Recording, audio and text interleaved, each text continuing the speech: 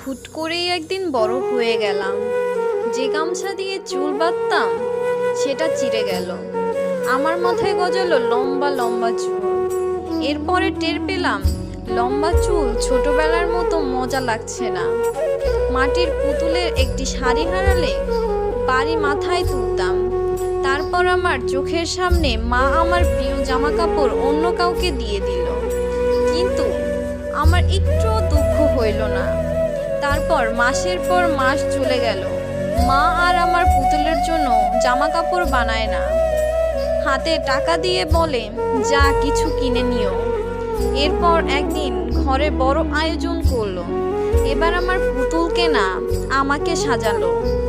ধুলো দিয়ে ভাত আর ইটের টুকরের মাংসের বদলে টেবিলে নানান পদ সাজানো হলো। সাজ দেখে মা কাঁদো কাঁদো গলায় বলল, আমার মেয়েটা আজ কত বড় হয়ে গেল।